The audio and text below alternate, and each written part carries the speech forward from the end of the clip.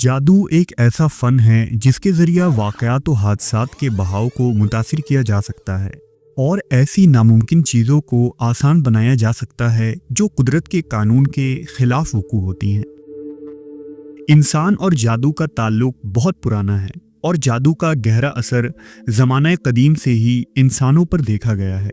माना जाता है कि कदीम ज़माने में लोग जादू के राज को समझ गए थे और इसके ज़रिया इब्तदा में वो बीमारियों का इलाज किया करते और मुसीबत ज़दा की मुसीबतों को दूर किया करते थे, जबकि कुछ लोगों ने इस इल्म का इस्तेमाल हराम मकसद और बुरे कामों के लिए किया। ये कहना मुश्किल है कि दुनिया में जादू के इल्म की शुरुआत किस तरह और कहाँ से हुई, लेकिन तारीखी रिकॉर्ड्स से पता चलता है कि दुनिया में इस पुरइसरार इल्म को खोजने वाले सबसे पहले लोग कदीम बाबुल शहर से थे। कदीम बाबुल में जादू के इल्म की इब्तदा हारूत और मारूत नामी दो फरिश्तों से जोड़ी जाती है। कहते हैं कि एक दिन जब शहर बाबुल के लोग अपने अपने मामूलात में मशगूल थे तो आसमान से एक अजीब सी रोशनी नमूदार हुई। लोग अपने घरों से बाहर निकल आए और ताजिर अपने कामों को छोड़ हैरत से आसमान की तरफ देखने लगे। उस मावराई रोशनी से दो खूबसूरत हस्तियां आहिस्ता आहिस्ता नीचे उतर रही थीं। ये दरअसल दो फरिश्ते हारूत और मारूत थे, जिन्हें अल्लाह तबारक व ताला ने खास मिशन के साथ जमीन पर भेजा था। हारूत और मारूत के कदम जमीन पर पड़ते ही उनके गिर्द रोशनी का एक हाला बन गया। उनके हाथ में एक पुरइसरार किताब थी जिसमें जादू के उलूम दर्ज थे। बाबुल के लोग खौफ और तजस्सुस के साथ उनके इर्द गिर्द जमा हो गए। हारूत ने अपनी गहरी और पुरइसरार आवाज में कहा, हम अल्लाह के हुक्म से तुम्हारे पास आए हैं। हम तुम्हें एक इल्म सिखाएंगे, लेकिन याद रखना ये इल्म एक आजमाइश है। जो इसका गलत इस्तेमाल करेगा वो नुकसान उठाएगा। ये इल्म तुम्हें ताकत दे सकती है, लेकिन ये ताकत तुम्हारे लिए वबाल भी बन सकती है। हारूत और मारूत ने बाबुल के लोगों को जादू के उसूल सिखाना शुरू किए और उन्हें बताया कि ये इल्म कैसे काम करता है। लेकिन हर सबक के साथ वो लोगों को आगाह कर देते थे कि इस इल्म को हमेशा अच्छे मकसद के लिए इस्तेमाल करना। अगर तुमने इससे गलत काम किया तो तुम खुद इसके जिम्मेदार होगे। शुरू में तो लोगों ने मोहतात होकर जादू का इस्तेमाल किया और हारूत और मारूत की बातों को संजीदगी से लेते थे। बाबुल के लोगों ने जादू के जरिया मुख्तलिफ बीमारियों का इलाज ढूंढ निकाला, मुख्तलिफ किस्म के मादनियात तैयार किए, अद्वियात की दरियाफ्त हुई, मुख्तलिफ साइंसी तरक्की हुई और इमारत साजी में भी शहर बाबुल के लोगों ने इस इल्म के जरिया तरक्की हासिल की। लेकिन जैसे जैसे वक्त गुजरता गया, इंसानों के अंदर तजस्सुस मजीद बढ़ गई और उन्हें मजीद ताकतवर बनने की ख्वाहिश पैदा हुई। कुछ लोगों ने हारूत और मारूत के पास जाकर जादू के इसरार सीखे और जादुई अल्फाज से दूसरे लोगों की जिंदगी को तबाह कर दिया। सिर फिरे और नाकाम आशिकों ने इस इल्म के इस्तेमाल से अपने महबूब को काबू में कर लिया और मुआशरे में फितना और जिना आम हो गई। उमरा ने इस इल्म को सीख कर हराम तरीकों से माल कमाया। अपने दुश्मनों से बदला लेने के लिए लोगों ने इस जादू के जरिया उन्हें मौज़िब बीमारियों में मुब्तला कर दिया। यहाँ तक कि जादू के दम पर वो लोग नबूवत का दावा भी करने लगे। हारूत और मारूत नामी इस फरिश्ते का जिक्र कुरान मजीद के अंदर भी मौजूद है। लिहाजा सूरह अल बकरा के अंदर इरशाद बारी ताला है کہ وہ اس چیز کے پیچھے لگ گئے جس کو سلیمان علیہ السلام کے دور بادشاہی میں شیطان پڑھتے تھے، اور وہ کفر سلیمان نے نہیں کیا بلکہ شیطانوں نے کیا تھا کہ لوگوں کو جادو سکھاتے تھے۔ حالانکہ یہ حکم بابل میں 2 فرشتوں یعنی ہاروت اور ماروت پر نازل نہیں کیا گیا تھا۔ وہ دونوں کسی کو بھی جادو نہیں سکھاتے تھے جب تک کہ ان کو یہ نہ کہتے تھے کہ ہم تو خود اس کفر میں مبتلا ہیں۔ پھر ان دونوں سے لوگ ایسا علم سیکھتے رہے جو ان کو نہ نقصان دیتا نہ فائدہ دیتا۔ بلا شبہ وہ بھی جان گئے تھے کہ جو شخص اس علم کو خریدے گا یا حاصل کرے گا تو اس کے لیے آخرت میں کوئی حصہ نہیں ہے۔ اس آیت مبارکہ میں اللہ نے یہودیوں کے ذریعہ حضرت سلیمان پر لگائے گئے ایک الزام کا رد کیا ہے۔ دراصل سلیمان علیہ السلام کے دور میں بعض لوگ سحر اور جادوگری کرنے لگے تھے، لہٰذا آپ نے حکم دیا کہ ان جادوگروں کے پاس موجود کتابوں اور نسخوں کو جمع کر کے اسے کسی جگہ دفن کر دیا جائے۔ لہٰذا حضرت سلیمان کی وفات کے بعد لوگوں نے اس خفیہ مقام سے ان کتابوں کو زمین کھود کر نکال لیا اور دوبارہ سفلی اور جادو سیکھنے لگے، جبکہ انہوں نے حضرت سلیمان پر ہی الٹا یہ الزام لگا دیا کہ سلیمان پیغمبر نہیں تھے، وہ ایک جادوگر تھے جس کے ذریعہ وہ مختلف معجزات دکھایا کرتے تھے اور ملک فتح کیا کرتے تھے، اور حضرت سلیمان نے یہ جادو اور طلسم انہی کتابوں سے سیکھی تھی، جبکہ وہ کتابیں دراصل ان جادوگروں نے لکھی تھیں جنہوں نے شہر بابل میں اتارے گئے 2 فرشتے ہاروت اور ماروت سے جادو سیکھا تھا۔ یہاں ایک سوال یہ پیدا ہوتا ہے کہ اگر ہاروت و ماروت شہر بابل میں اتارے گئے تو بنی اسرائیل نے بابل کا جادو کیسے سیکھ لیا، جبکہ یہودیوں کا تعلق مصر اور فلسطین و کنعان کے علاقے سے تھا؟ تو ایسا ممکن ہے کہ جب یرمیہ علیہ السلام کے زمانے میں بخت نصر نے اسرائیل پر حملہ کیا اور انہیں غلام بنا کر بابل لے گیا تو بابل میں ہی یہودیوں نے ہاروت و ماروت کی اس قدیم جادو کے علم کو سیکھا ہو، کیونکہ یہودیوں نے بابل میں ایک لمبا عرصہ گزارا تھا۔ قرآن مجید ان 2 فرشتوں کی تفصیل تو نہیں بتاتی، البتہ سورہ البقرہ کی ان آیتوں میں ہاروت و ماروت کی طرف اشارہ کرتی ہے کہ انہوں نے لوگوں کو جادو اور طلسم سکھائے تھے، لیکن اس وارننگ کے ساتھ کہ تم اس علم کا کوئی غلط استعمال نہ کرنا۔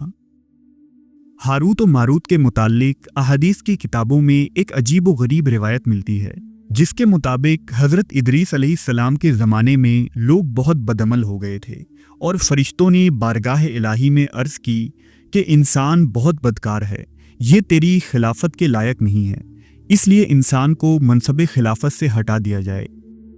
اللہ کا ارشاد ہوا کہ انسان میں غصہ اور شہوت ہے جس کی وجہ سے وہ زیادہ گناہ کرتا ہے، اگر یہ چیزیں فرشتوں کو دے دی جائیں تو وہ بھی گنہگار ہو جائیں گے۔ فرشتوں نے کہا ہم تو کبھی بھی گناہ کے قریب نہ جائیں گے، خواہ کتنا ہی غصہ اور شہوت ہو۔ اللہ کا حکم ہوا کہ تم فرشتے اپنی جماعت میں سے کوئی 2 فرشتے چن لو جو تمہارے خیال میں سب سے زیادہ پرہیزگار ہوں، پھر انہیں غصہ اور شہوت دے کر دنیا میں بھیجا جائے گا تاکہ انہیں آزمایا جا سکے۔ چنانچہ ہاروت اور ماروت جو بہت پرہیزگار فرشتے تھے منتخب ہوئے اور انہیں غصہ اور شہوت دے کر شہر بابل میں اتار دیا گیا۔ ہاروت اور ماروت کو انسانی شکل میں ایک اجڑے ہوئے محل میں اتارا گیا اور وہ وہیں رہنے لگے۔ جب انہیں زمین پر اتارا گیا اس وقت ادریس علیہ السلام کا زمانہ تھا، اور بابل میں بادشاہ شداد کی نسل سے ایک بادشاہ کی حکومت تھی۔ بادشاہ بت پرست تھا اور اس کی بے شمار بیویاں تھیں، لیکن بادشاہ کی پہلی بیوی سے صرف ایک ہی بیٹی تھی جس کا نام بطروکا تھا۔ اس کے علاوہ اس بادشاہ کی کوئی اور اولاد نہ تھی، اس لیے اسے اپنی بیٹی بہت ہی عزیز تھی۔ ایک دن اچانک شہزادی کو اس کے کمرے میں اس حالت میں پایا گیا کہ اس کی جسم لاغر ہو چکی تھی، آنکھیں کھلی تھی اور جسم گرم ہو رہا تھا۔ بادشاہ یہ دیکھ کر بہت پریشان ہوا۔ اس نے شہر بابل کے تمام طبیبوں کو بلایا، لیکن ہر شخص شہزادی کا علاج کرنے میں ناکام رہا۔ ایک طبیب نے بتایا کہ یہ ایک لا علاج مرض ہے، اور اگر شہزادی اسی حالت میں رہی تو یہ 40 دنوں کے اندر مر جائے گی۔ لہذا بادشاہ نے اعلان کروایا کہ جو شخص بھی شہزادی کا علاج کرے گا اسے انعام سے نوازا جائے گا۔ یہ اعلان ہاروت و ماروت نے بھی سنا، لہذا انہوں نے سوچا کہ بادشاہ کے اعتماد کو جیتنے کا یہ بالکل صحیح موقع ہے، لہذا دونوں بادشاہ کے محل میں طبیب کے بھیس میں پہنچے۔ ہاروت و ماروت نے جب شہزادی کا معائنہ کیا تو پتہ چلا کہ اسے کسی خطرناک سانپ نے ڈس لیا ہے، لہذا انہوں نے سفلی کے استعمال سے شہزادی کو فوراً ٹھیک کر دیا۔ بادشاہ خوشی سے جھوم اٹھا اور ہاروت و ماروت کو سونے اور ہیروں سے نوازنا چاہا، لیکن انہوں نے انکار کر دیا۔ بادشاہ نے بیٹی کی خوشی میں ایک شاندار جشن کا اعلان کیا۔ اس جشن میں ایک خوبصورت اور حسین رقاصہ موجود تھی جس کا نام زہرہ تھا۔ جب اس نے نیم عریہ لباس میں ناچنا شروع کیا تو اس کے دل فریب اداؤں سے ہاروت و ماروت اس پر فریفتہ ہو گئے اور اس کے عشق میں گرفتار ہو گئے۔ اگلے دن دونوں اس رقاصہ کے گھر پہنچے۔ زہرہ نے ان کے آنے کی وجہ دریافت کی تو انہوں نے ہچکچاتے ہوئے اپنی خواہش کا اظہار کیا۔ اس پر زہرہ نے کہا کہ اگر تم میرے ساتھ ہم بستری کرنا چاہتے ہو تو میرے کچھ شرائط ہیں۔ دراصل میرا اور تمہارا دین الگ ہے اور میرا شوہر بہت غیرت مند ہے، اگر اسے پتہ چلا تو وہ مجھے قتل کر دے گا، اس لیے اگر تم اپنی خواہش پوری کرنا چاہتے ہو تو پہلے میرے شوہر کو قتل کرنا ہوگا اور جس بت کی میں پوجا کرتی ہوں اسے سجدہ کرنا ہوگا۔ اس عورت کی شرائط سن کر دونوں نے انکار کر دیا اور دونوں واپس چلے آئے، لیکن ان کے دلوں میں عشق کی آگ اور مزید بڑھ گئی۔ کچھ روز تو ان فرشتوں نے برداشت کیا، لیکن ایک روز مجبور ہو کر اس عورت کو ملاقات کے لیے پیغام بھجوایا۔ اس نے فوراً ان دونوں کو ملنے کے لیے بلایا۔ جب یہ دونوں وہاں پہنچے تو وہ خوب بناؤ سنگھار کر کے بیٹھی تھی۔ اس نے کہا کہ مجھے پتا چلا ہے کہ تم دونوں اسم اعظم جانتے ہو، تو اپنی خواہش کے حصول کے لیے یا تو مجھے اسم اعظم بتا دو، یا پھر اس بت کو سجدہ کرو، یا میرے شوہر کو قتل کرو، یا پھر شراب پی لو۔ دونوں فرشتوں نے سوچا کہ اسم اعظم تو اسرار الہی ہے، اسے فاش نہیں کیا جا سکتا، اسی طرح بت کو سجدہ کرنا یا کسی کو قتل کرنا بھی کبیرہ گناہ ہے، اس لیے چلو شراب لاؤ، ہم شراب ہی پی لیتے ہیں۔ جب وہ دونوں شراب پی کر مست ہو گئے تو زہرہ نے ان دونوں سے بت کو سجدہ بھی کروایا، اپنے شوہر کو قتل بھی کروایا، ان دونوں کے ساتھ زنا کیا اور اسم اعظم معلوم کر کے صورت بدل کر آسمان پر جا پہنچی۔ لہٰذا اللہ نے اس کے روح کو زہرہ ستارے سے متصل کر دیا۔ دوسری جانب جب ہاروت و ماروت کو ہوش آیا تو وہ اسم اعظم بھول چکے تھے اور اپنے کیے پر نادم اور شرمندہ تھے۔ اللہ نے فرشتوں سے فرمایا کہ انسان میری تجلی سے دور رہتا ہے، لیکن یہ دونوں تو ہر شام میرے بارگاہ میں ہوتے تھے، پھر بھی شہوت سے مغلوب ہو کر گناہ کر بیٹھے، تو اگر انسان سے گناہ سرزد ہوتا ہے تو اس میں تعجب کی کیا بات ہے؟ یہ سن کر تمام فرشتوں نے اپنی خطا کا اقرار کیا اور انسانوں کے لیے دعائیں مغفرت کرنے لگے۔ اس کے بعد ہاروت اور ماروت حضرت ادریس علیہ السلام کی خدمت میں پیش ہوئے اور اللہ کے حضور معافی کی درخواست کی۔ آپ نے دونوں کے لیے دعائیں مغفرت کی، جس کے کئی روز بعد اللہ تعالیٰ کی طرف سے جواب آیا کہ ان دونوں کو اختیار دیا گیا ہے کہ چاہیں تو دنیاوی عذاب قبول کر لیں یا آخرت کا عذاب قبول کر لیں۔ انہوں نے سوچا کہ دنیا کا عذاب ایک نہ ایک دن تو ختم ہو جائے گا، لیکن آخرت کا عذاب نہ ختم ہونے والا ہے، اس لیے دونوں نے دنیاوی عذاب قبول کر لیا۔ چنانچہ اللہ نے حکم دیا کہ ان دونوں کو لوہے کی زنجیروں میں جکڑ کر بابل کے کنویں میں اوندھا لٹکا دیا جائے۔ اس کنویں میں آگ جل رہی ہے اور فرشتے باری باری ان پر کوڑے برساتے ہیں اور پیاس کی شدت سے ان کی زبانیں باہر کو لٹک رہی ہیں، اور یہ عذاب ان پر قیامت تک یوں ہی شدید رہے گا۔ بعض عربی داستانوں میں اس کنویں کا ذکر چاہ بابل کے نام سے ملتا ہے، جہاں تاریخ میں کئی لوگ پہنچے اور ہاروت و ماروت سے ملاقات بھی کی ہے، جبکہ بعض مورخین کا ماننا ہے کہ عراق کے شہر حلہ کے قریب ایک قدیم کھنڈر میں وہ کنواں موجود ہے۔ اس روایت کو ابن کثیر، سیوطی، ابن حبان، امام ذہبی اور امام حاکم سمیت 10 سے زائد حدیث اور تفاسیر کی کتابوں میں نقل ہوئی ہے۔ کچھ ائمہ اس روایت کو صحیح الاسناد قرار دیتے ہیں، जबकि अक्सर मुहद्दिसीन का ख्याल है कि ये रिवायत सख्त ज़ईफ़ और कमज़ोर है और दरअसल ये एक इसराइली रिवायत है जिसे काब अहबार ने तौरेत से नकल किया और कुछ लोगों ने उनसे ये वाक़या सुनकर आगे नकल कर दिया। इस तरह ये इस्लामी किताबों में शामिल हो गई। बहरहाल ये रिवायत सही हो या कमज़ोर, लेकिन इस तरह की कहानियाँ न सिर्फ पिछले आसमानी किताबों में बल्कि एशिया के कदीम तारीखी और माइथोलॉजी की किताबों में भी मिलती हैं।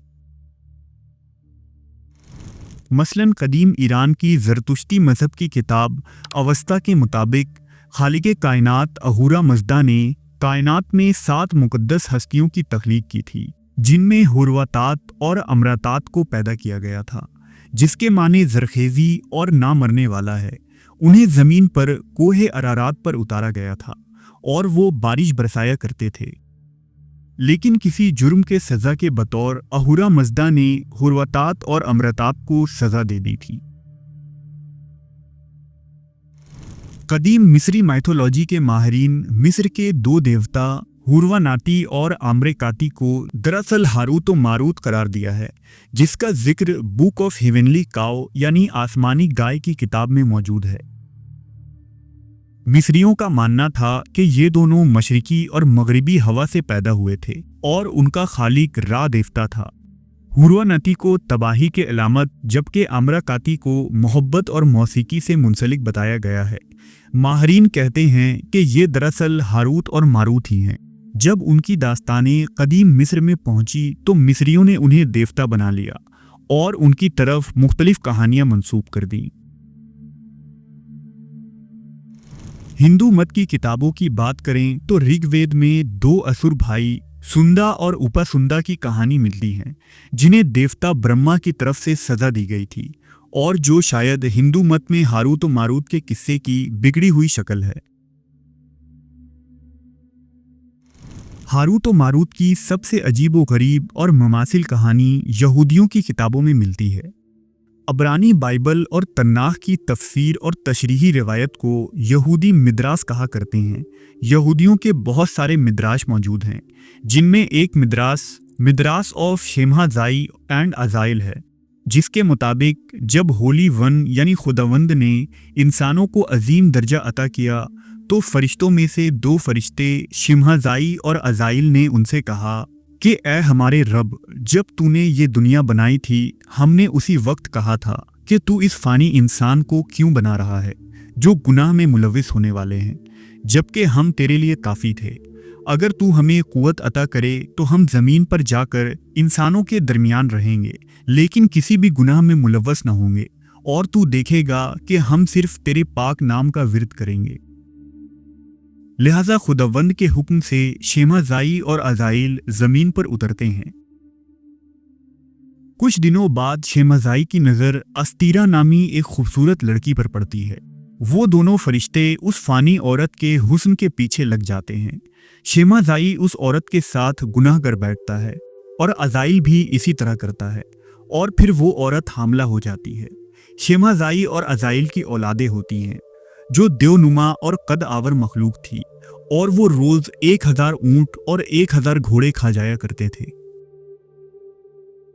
फिर खुदावंद ने एक पाक फरिश्ते को शेमहाजाई के पास भेजा और ये खबर दी कि खुदावंद उससे सख्त नाराज है और जल्द ही दुनिया को एक सैलाब के जरिए तबाह करने वाला है। ये सुनकर शेमहाजाई उठा और बुलंद आवाज से रोया और मातम किया। शेमहाजाई ने तौबा की और खुद को तकलीफ दी, लेकिन बतौर सजा उसे जमीन और आसमान के दरमियान लटका दिया गया। शेमहाजाई और अजाइल के अजीब व गरीब जाइंट औलादों के अलावा इस कहानी की तकरीबन तमाम चीज़ें हारूत और मारूत के वाक़े से मिलती जुलती हैं। शेमहाजाई और अजाइल का औरतों की तरफ रागिब होना और उन जाइंट्स मखलूक़ात की पैदाइश की पूरी दास्तान एक कदीम और पुरइसरार सहीफ़ा बुक ऑफ इनॉक में मिलती है। मुख्तसर ये कि औस्ताई और यहूदी किताबों में मौजूद फॉलन एंजल्स या गिराए हुए फरिश्ते का तस्वुर इसराइली रिवायतों के ज़रिया इस्लामी किताबों में शामिल हुई है, जो काफ़ी हद तक हारूत और मारूत के किस्से से मेल खाती हैं। اور اس طرح ہاروت و ماروت جو بابل میں لوگوں کو جادو سکھایا کرتے تھے، ان کی حقیقت داستانوں اور خرافات سے بھر گئیں، جبکہ ہاروت و ماروت کا واقعہ ہمیں اللہ کی حکمت اور انسان کے ایمان کے امتحان کی واضح مثال پیش کرتی ہے، اور اس چیز سے آگاہ کرتی ہے کہ جادو اور سفلی کے پیچھے بھاگنے والے لوگ اپنی وقتی کامیابی کے لیے آخرت کو برباد کر لیتے ہیں۔